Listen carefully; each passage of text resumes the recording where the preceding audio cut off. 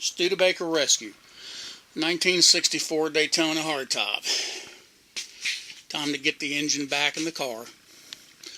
I've gone through and did a, for now, final valve adjustment.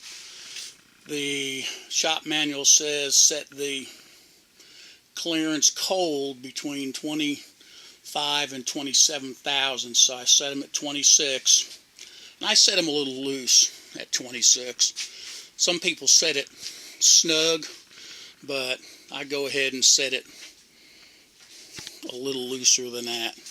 It's all about feel. You know, one person can set a valve clearance and it may be a thousandths difference than the next guy.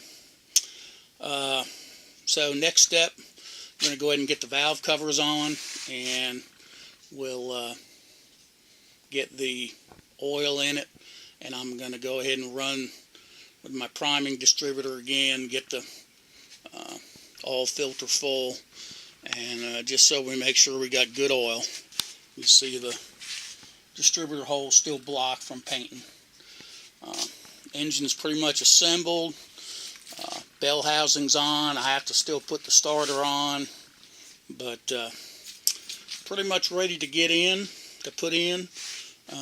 Once I get the real distributor in, I'll bend the lock tab on the crank bolt and spray a little black engine paint on that. So let me get the valve covers on and we'll be back. Alright, the engine's full of oil. I've got my priming distributor. Those who've watched all these videos remember me using this when I first started this engine up. It has a spacer in place of the gear.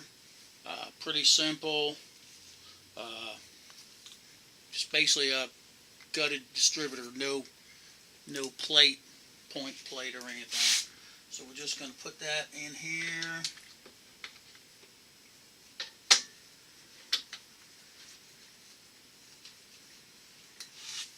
There we go. And get the hold down bolt and flip. And I'm dropping stuff everywhere. It doesn't need to be any particular place. It just needs to be engaged because there's no gear on it.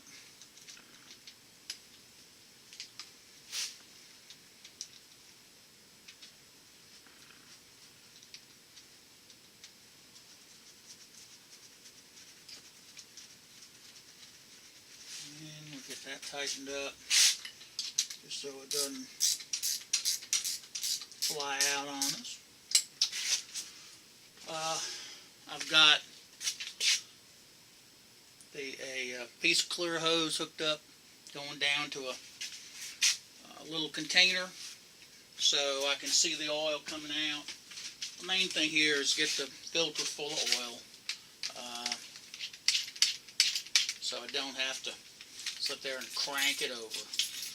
You know, since I've got the distributor out anyway, it's fairly easy. And same thing as I did last time. Basically just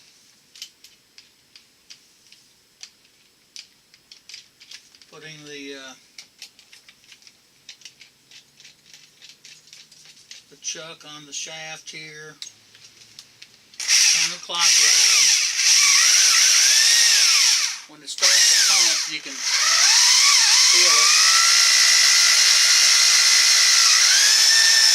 There we go. Alright, I've got the distributor back in.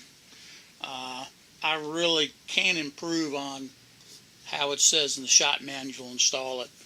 I will tell you it's a whole lot easier to do it with the engine out of the car than it is with the engine in the car. But just keep messing around with it and you'll get it right. Let me get the shop manual and show you.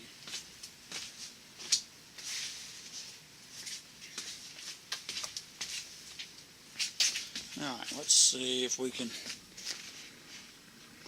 Alright, look at that diagram right there. So, once the distributor drops down in, you want the rotor pointing directly towards the front of the engine. To do that, you've got to rotate it extra, about, they say 30 degrees, and that's the line that goes off to the left.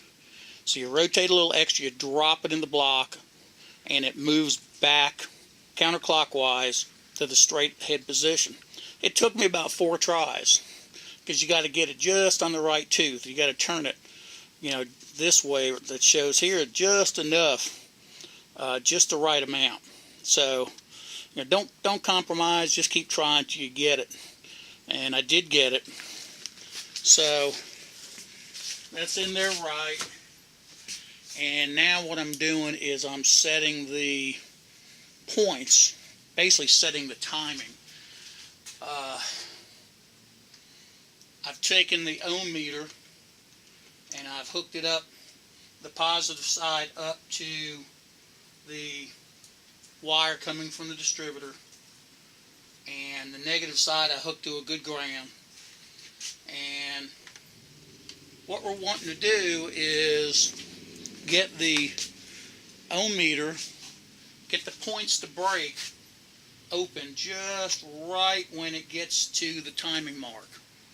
So that's what we're going to do.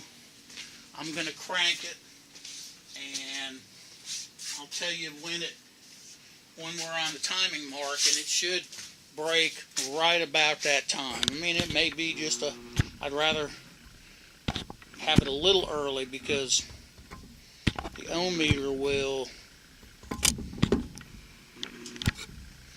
it'll sense the ohms pretty quick before maybe a whole lot of voltage would flow, so or stop flowing. So we're going to go ahead and crank it.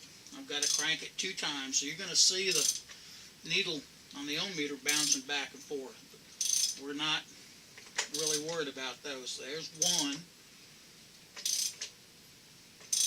and the plugs are out, by the way. Alright, so we're coming up on the timing mark. And so I'm just going to bump it. I'm bumping it. We're getting closer, closer, closer, closer, closer, closer, closer, closer. Right there. Yeah, right about there. I mean, it's pretty much on the mark. Not quite on the mark. Nope. We're just a little bit. Alright, how about that? Alright.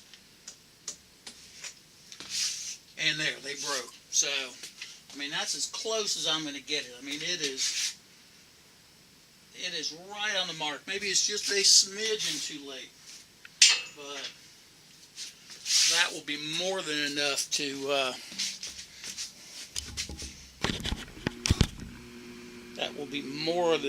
to get this thing started. It'll actually be pretty close. Let me take the camera off here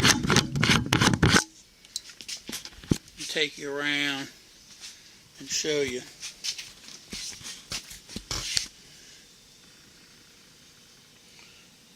I mean, you can see it's right on the mark.